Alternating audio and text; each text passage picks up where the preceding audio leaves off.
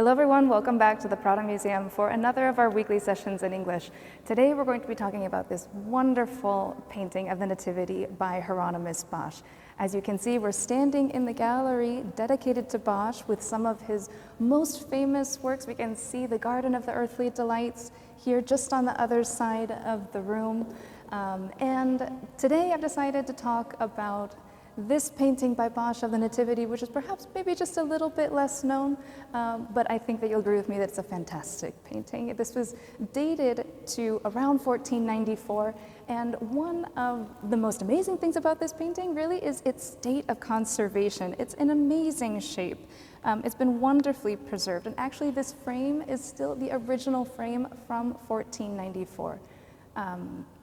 So now let's talk a little bit about its subject. We can see that we're looking at a triptych. We have 3 panels here, and the subject of the painting is, like I said, it is the Nativity.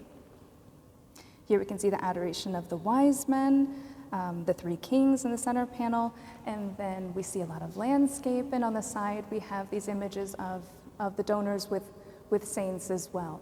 But there's also an image on the back of the painting. If we take a walk around to the back to see the other side, well, the back of the painting, but really would be the front of this triptych. If the doors were closed, we have this image of what is the Mass of Saint Gregory. This is the moment when Pope Gregory I, who's from the 6th century, has a vision of Christ in the middle of Mass, and Christ appears as the Man of Sorrows. Man of Sorrows is how we call Christ when he's been presented to the public after his torture.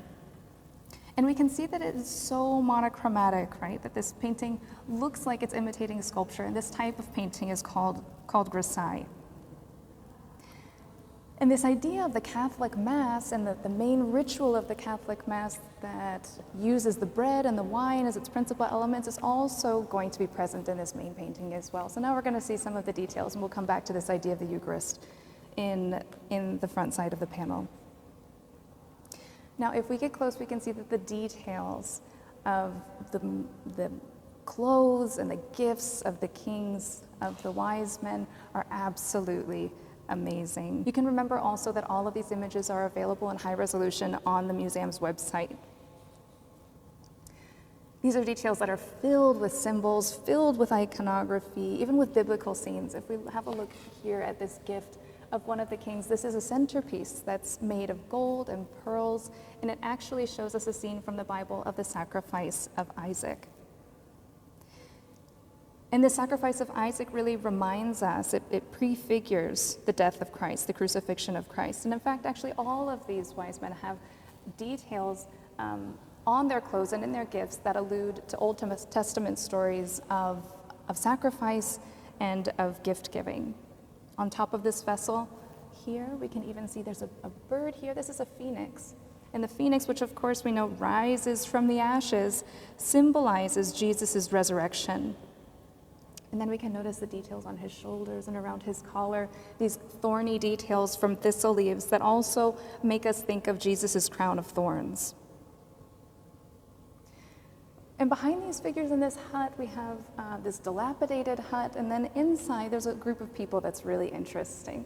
These group of people here are sort of like the counterparts to the 3 wise men, the good 3 wise men, and then we have this group of people that are really curious, and actually scholars have identified this main figure as a representation of the Antichrist. We can see how he's dressed really bizarrely. He has this really rich cape, this seductively rich cape, and then he has sort of this transparent veil, if you can see, that's just barely covering his nudity. And his evil nature is echoed in the people that are around him, the ugliness of the people around him, because ugliness is equated with evil. Another reference to evil here in this owl that is standing next to its prey, guarding its prey.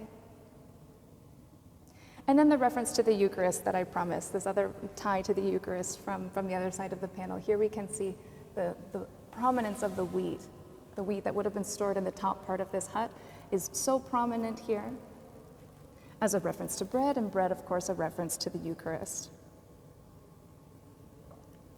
This painting is full of all of these minute details that are so eloquent and so intelligent and full of symbolism. I've only pointed out just a few of them, but there's so much more to see in this painting. Here on the top of the hut, we have these people that are climbing over, peering in, trying to get a glimpse of the newborn Jesus, and these are the shepherds.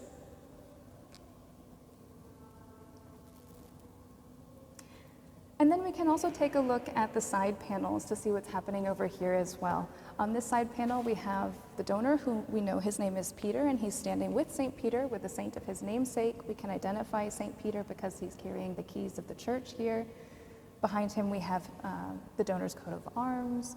And behind, we have this really curious scene. You might be wondering where Joseph is in all of this scene. We don't see Joseph in the central nativity scene. Joseph is over here, this man, this older man that is hunched over, who's looking over his shoulder, kind of like he's just spotted us looking at him as he's standing here cleaning and drying these cloths. This is Joseph, because it really wasn't until the Council of Trent, really until the 16th century, that Joseph takes a central part in the story of the Nativity and an important role in the Holy Family. On the other side panel, we have Peter's wife, the other donor. We have Agnes, and Agnes is, of course, with Saint Agnes. And Agnes, which is related to the Latin agnus, reminds us of the idea of the sacrificial lamb, which is why we have the lamb present in this side of the painting as well. In the middle ground, we have these beautiful scenes of rolling hills, these picturesque roads and forests, but if we notice, they're kind of populated with these somewhat unsettling, sort of threatening scenes of everyday life, all through the three panels. In this central scene, we can actually see this building here has been identified as a brothel, for instance, and then we have these groups of people that are fighting, and if we notice their headdresses, we might be able to think that these are Herod's troops who are looking for the newborn baby Jesus.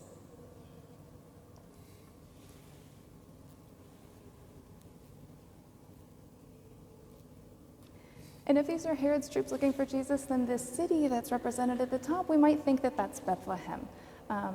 And while there's so much action that's happening on the bottom part of this panel, I really think that the top area of these paintings are really captivating, and they really get our attention. Bosch has painted them in these cooler colors that give us this sense of distance. We can tell that it's farther away, and it's made with these beautiful, perfect forms, these idyllic forms that make us think that also tells us about the possibilities of paradise.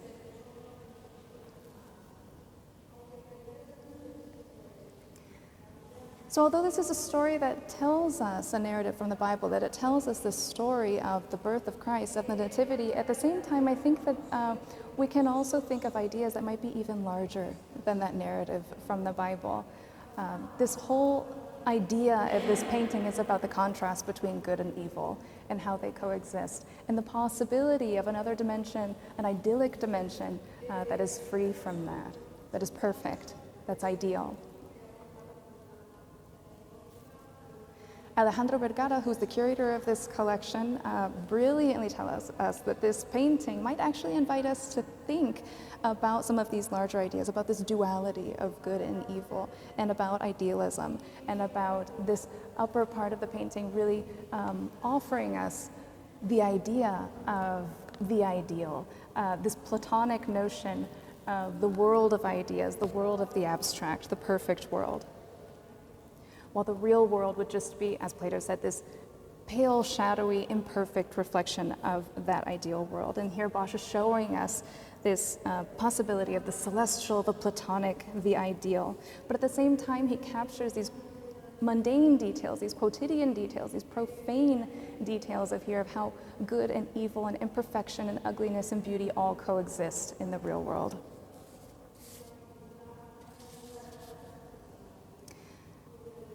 It's a refined painting, it's delicate, it's beautiful, it's eloquent, and it's full of all of these symbols, all of this Christian iconography. But as I said, I think it also invites us to ask these same questions about human nature and about reality that philosophers have been asking outside the Christian tradition as well for so long. So I hope that you've enjoyed this, and we'll see you here again next Wednesday.